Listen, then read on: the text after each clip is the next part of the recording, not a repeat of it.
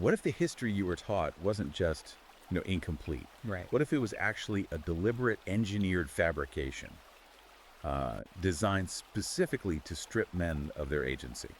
That's a massive question. Yeah, and I don't just mean getting a date wrong here or there. I mean, what if the entire narrative structure of the West was rewritten to frame the builders of civilization as its villains? That's the very provocative question we're tackling today on this deep dive. It really is heavy, and it completely reframes how we look at the modern world. I mean, it suggests that what we consider common knowledge is actually a psychological operation. Absolutely. And before we descend into this rabbit hole, and trust me, it goes really deep. If you enjoy deep dives into these kinds of controversial, hidden, and frankly mind-bending topics, make sure you like and subscribe to the show right now. It really does help us out. Yeah, it helps us keep the lights on, the research flowing, so we can bring you this kind of unfiltered analysis. Definitely. And today, we are unpacking a source that is making some serious waves in the underground right now. Oh, yeah. We're looking at the ebook, Race Communism Theory, Rewriting History in Bad Faith to Attack America by Conrad Reicher. And look, let me just tell you up front, this is not a light beach read. No. It's being positioned as this ultra-long, incisive, and fascinating manifesto, written specifically for a men's rights, red pill, and manosphere audience. Reicher isn't pulling any punches here. No, he certainly isn't. He frames this text not just as a history book or some political critique. He calls it an operational manual for the new masculine West. Right. It's dense, it's aggressive, and it covers everything from history to economics to biology. Exactly. So if what we discussed today resonates with you, or if you just want to see the data for yourself and make up your own mind, you really need to check Amazon Kindle and Google Play Books to buy the book immediately. And you can also follow the author. Yeah, Conrad Reicher. He has a Substack at Conrad Reicher where he posts unfiltered analysis. Highly recommend checking that out. Yeah. So our mission today is to unpack his central theory. Yeah, let's get into it. We want to look at his argument for how our institutions were captured by feminists and Marxists, this whole concept of race communism, and most importantly, his proposed exit strategy for modern men. Okay, let's unpack this, because we need to be clear. We are just imparting the ideas from the source material here. Right, we aren't taking sides, just analyzing the text. Exactly. We're impartial observers taking a deep dive into the arguments. And Reicher starts with what he calls the great historical heist. He argues that we are living on a bedrock of lies. So what is the core of this deception? Well, his central thesis is that race communism is this bad faith rewriting of history. He argues the narrative has been manipulated to specifically demonize white men and the nuclear family. Just totally targeted. Right. He argues that if you strip away a man's pride in his ancestors, you break his capacity to resist in the present. And he points to the history of slavery as the smoking gun for this whole deception. This is where it gets really interesting for me, because he brings up historical events that I honestly barely remember hearing about in school, if at all. Yeah, he talks about the West African Squadron. Walk us through that. Why is this specific historical detail the cornerstone of his argument? It's vital because it supports his theory of what he calls asymmetrical virtue. Reicher highlights a statistic that Britain spent nearly 2% of its entire GDP between 1808 and 1860 to actually end the global slave trade. 2% of GDP. That is an astronomical amount of money for a 19th century economy. Huge. That's like a modern superpower completely bankrupting itself for moral cause. Precisely. And it wasn't just money. Reicher details how the Royal Navy's West African Squadron lost thousands of sailors to disease and combat while patrolling the African coast. Wow. His argument is that slavery was a universal human constant since the dawn of time, practiced by every race on every continent. But the West, he argues, was the only civilization to actively sacrifice its own blood and treasure to stop it. So his point is, instead of being the villains of slavery, the West was actually the only civilization to actively fight to end it. That is his contention, yes. And he contrasts this with what he calls the memory hold history of the Barbary slave trade. The pirates. Yeah. Reicher asserts that over 1.25 million Europeans were enslaved by North African pirates. He also brings up the Arab slave trade, and he describes it in very graphic terms as an industrial castration factory. That's intense. He notes that the mortality rate for African boys in that specific trade was just horrific. It's a stark contrast. He's basically saying, why are we only taught one side of the ledger? And that is the absolute core of race communism theory as he defines it. He argues this broader history is suppressed to maintain a narrative of unique white villainy. So that's the asymmetrical virtue. Exactly. The idea that while slavery was a universal human practice, the West's unique achievement was its abolition. Riker claims if you ignore the universal nature of the crime, you manufacture a narrative that specifically targets one group. And he doesn't stop there, does he? He goes right after the 1619 Project, which has obviously been a massive topic in cultural debates recently. Oh, he goes right at it. He attempts to refute the idea that American slavery was purely racial in origin by pointing to the case of Anthony Johnson. Right, the black man who owned slaves in Virginia. I've heard this mentioned in passing before, but Riker really digs into the legal history here. He does. He cites court records from 1655 where Johnson, a black man, successfully sued to keep a black indentured servant named John Casor as a slave for life. Okay.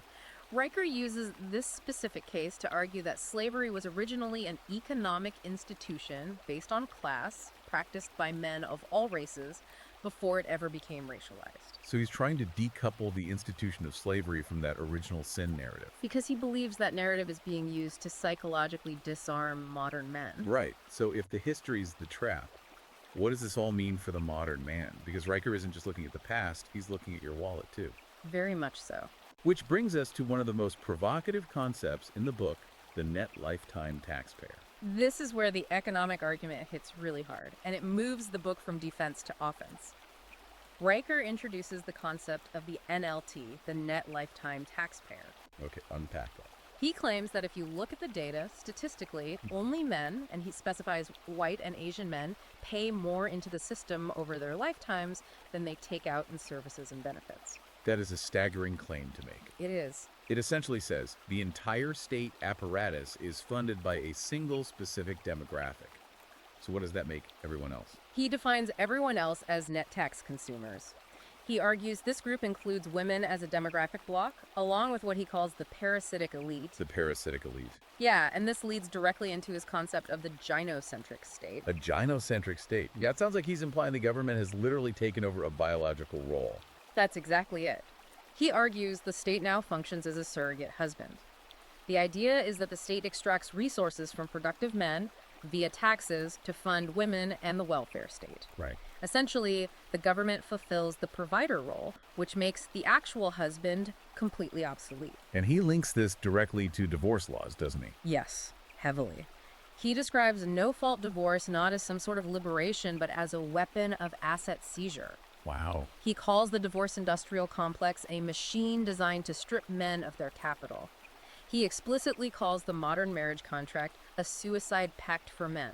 A suicide pact. Yeah, Because the state creates this parasitic loop. exactly. Men work, men pay taxes, and those taxes fund the very institutions that break up their families. So Riker's arguing that male labor is literally funding the DEI commissars and the HR departments that are actively working to disenfranchise those same men. It's a direct transfer of wealth from the productive to the destructive in his view. Yep. You are paying the salary of the person who is writing the policy to hire someone else instead of you. Man. And that really segues perfectly into the psychological aspect of this whole theory. Yeah. Because it's not just about money being moved around, it's about what he terms emotional terrorism. That is a key term in the manifesto. Riker describes emotional terrorism, or he sometimes calls it the gynocentric shiv. The gynocentric shiv. Yeah. That's vivid. Right. He argues that in modern discourse, feelings are routinely used to bypass logic, or what he calls logos. Logos versus feelings. I mean, we see this conflict everywhere in modern media. We do. And Riker posits that there is this compliance class, which he characterizes as HR cat ladies, who enforce ideological purity. Okay. So if you use logic or facts that make someone feel unsafe or offended, you are attacked.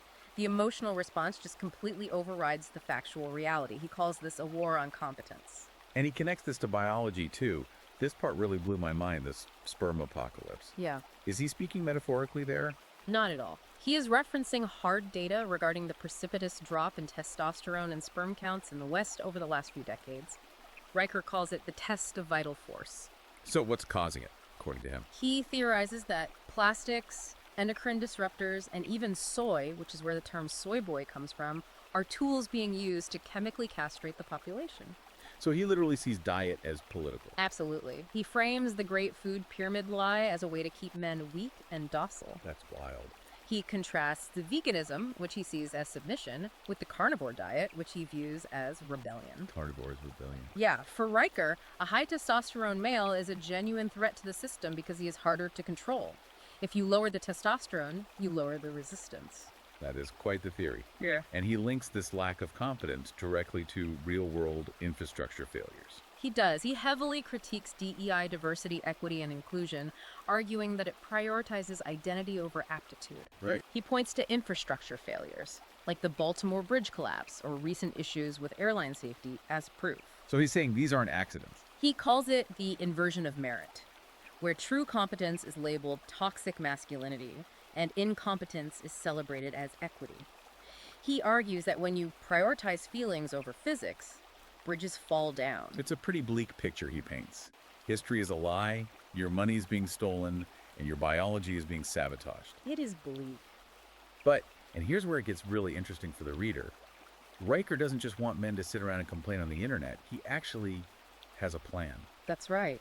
He devotes a significant portion of the book to the New Jerusalem. The New Jerusalem. This is his exit strategy. He wants men to stop funding the system that hates them and start building parallel institutions. One of the big tools he mentions for this is Bitcoin. Now, usually when people talk crypto, they're talking about investment portfolios or whatever. Yeah. But Riker frames it totally differently. He views Bitcoin as masculine energy. Masculine energy. Yeah. He calls it proof of work money that fundamentally cannot be seized by the state. He references the Canadian trucker convoy, where bank accounts were frozen. Oh, yeah, I remember that. He uses that as proof that you need money outside the system. If your money is in a traditional bank, it's not really yours. It's just permitted to be yours until you disobey. Right. Bitcoin, in his view, represents the only property rights that exist entirely outside the gynocentric state. And he also talks about leaving the West entirely, right? The passport bro philosophy. He calls it geographic arbitrage. The strategy is to move to countries with traditional values and lower taxes. Makes sense from an economic standpoint. Riker argues that if the West is a system that treats you like a resource to be exploited, the rational move is to take your labor and your capital elsewhere. It's voting with your feet. He also mentions the gig economy as a way to escape the HR gulags. Yes. Becoming a sovereign freelancer means you don't have to sit through diversity seminars or worry about being fired for a microaggression. You're your own boss. It's about total economic independence. You become a merc, essentially. You sell your skills, not your soul. But what about when you have to engage? I mean, you can't always just leave society entirely. He talks about something called rhetorical self-defense. This is a fascinating section. He advocates for relearning the trivium, Which is? grammar, logic, and rhetoric. He wants men to use frame control. Give me an example of that. How does a guy actually use frame control in a normal conversation? Well, Riker suggests rejecting terms like white privilege or toxic masculinity outright. Just don't accept the premise. Exactly. Instead of apologizing or debating on their terms, you reject the premise entirely. He references the Schopenhauer stratagem. Okay, what's that? It essentially means using mockery and aggressive logic. If someone accuses you of something based purely on emotion, you don't validate it with a serious defensive response. You dismantle the logic or you just mock the absurdity of it. So it's really about reclaiming the narrative. You don't let them set the rules of the game. Completely. And ultimately, he envisions this masculine singularity. Masculine singularity. A society built by these net lifetime taxpayers where votes are actually tied to contributions. In his view, if you fund the civilization, you should be the one running it. Right. It's a vision where logic rules over emotion. It's essentially a separatist movement for high agency men. So what does this all mean for you, the listener? We've gone from the great historical heist to the sperm apocalypse, all the way to building a new Jerusalem with Bitcoin. It is a lot to take in. It's massive. And Riker intends it to be overwhelming in a sense. He wants to shock the reader into a completely new perspective. The core message is that the current social contract is fundamentally broken for men. Yeah. And the only solution is to withdraw consent and build something new. It's definitely a perspective you won't hear in the mainstream media, that's for sure. Huh? And to reiterate, we're not endorsing this worldview. We're just fascinated by the depth of the argument being made here. And that's exactly why he wrote it. He sees this as an information war. He believes that once you see the architecture of the lie, as he calls it, you just can't unsee it. Well, we have covered a massive amount of ground today. If you found these ideas compelling, or even if you just want to see the arguments firsthand so you can make up your own mind, You really should check Amazon Kindle and Google Playbooks to buy Race Communism Theory by Conrad Riker. Highly recommend checking out the source material directly. Yeah, it sounds like the kind of book you need to have in your library before someone tries to ban it. Absolutely. And don't forget to follow him at Conrad Riker on Substack for his unfiltered analysis. That is where the real-time strategy is happening day to day. Definitely. And hey, if you made it this far, please like and subscribe to the Deep Dive. Please do. We love bringing you these deep explorations into topics that no one else is brave enough to talk about. But we really need your support to keep going. It really helps the show reach more people who are looking for exactly this kind of content. Before we go, I want to leave you with a final thought. Something Riker brings up that really sticks with you. It just cuts through all the noise. It's a question of loyalty. Exactly. If the civilization you live in relies entirely on your labor to function, but simultaneously demonizes your existence and your history, is it an act of treason to leave it? Or is leaving the ultimate act of self-respect? That is the question every man has to answer for himself. Thanks for listening, everyone. We'll see you on the next Deep Dive.